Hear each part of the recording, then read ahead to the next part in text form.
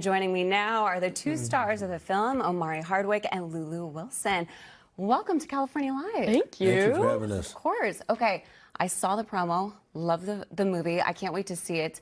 Omari, I want to start with you. Let's talk about Jonathan Keyes. Why are you trying to keep her and her friend apart? It's very upsetting. I think Jonathan Keyes, his main focus is crossing T's and dotting I's. I think because he's obviously hiding something, and as the movie ensues and as the story continues, I think Jonathan actually has an empathy for Lulu's character. He sees himself as very similar. I think they both seem to be lone wolves trying to figure out their pack.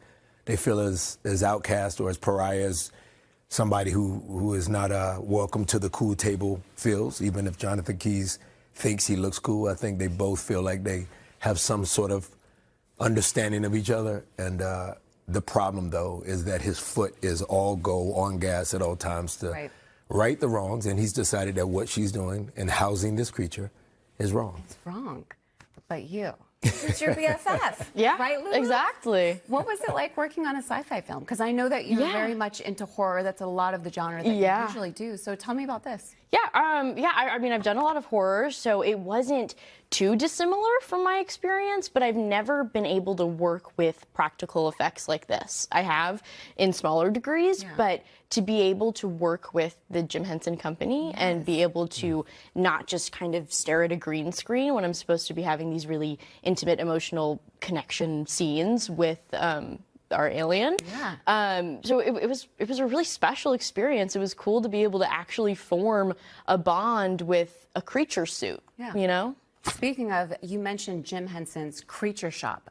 What was it like working with all of those creative minds? Like, that must have been cool, because you're right, this isn't green screen. No, I mean, it was crazy. Yeah, it was definitely a lot makes of work. the day move, they say time moves fast when you're having fun, right? Yeah. So the days were going faster because to Lulu's great point, oftentimes there's a stick and some stuffed animal head on the stick. And you're supposed to be making some sort of connection with that entity, but to have what Jim Henson has created, which is an objective, palpable cast member that looks like a creature. Doesn't quite look as pretty as Lulu. And so, we're dealing, and she was dealing, and you're trying to figure it out, and after a while, you're wondering if you have more empathy when it's all said and done for this creature. Right. Shout outs to Jim Henson. Absolutely. What a great lesson learned. And you mentioned some of it was very fun. Yeah. Speaking of someone who else is really fun is Kevin Hart. I've had the pleasure of interviewing him before.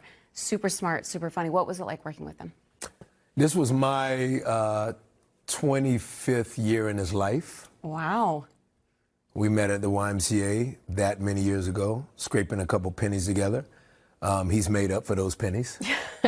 He's doing pretty good. And so we have projects that are soon to be seen by the world. But this was the first time he said, hey, I want you to come play. Yeah. And I got to play with Lulu, which was pretty amazing. The rest of the cast is out of this world great.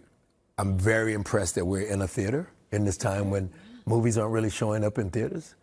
They're at a small TV like we're in front of right here on your great show, Amber. But for Kevin to be the giant he is and to still be boots on ground in the trenches trying to make sure that product is still coming out that supports and serves other talents. Hats off to that. Yeah, that says a lot about him. And you too, Lulu. I mean, being able to work with him must have been incredible. Although you have an incredible career as well. Thank you. I mean, we all love all the horror stuff that you're in. But this must be really exciting as well. It really is. I mean, I think it's it's a story about connection. It's a real, honest script. And I'm just excited for people to see it. To see you. Thank you, Omari. See, this is why people are going to go see the movie, because it's obvious you have a friendship. Although you might be at odds in the movie, it's very obvious you are friends in real life. Of course. But she's incredible. You both are. You guys, thank you so much for being on California Thank you so much. Thank you. Thanks for having us. Of course. Xeno will be in theaters nationwide on September 19th.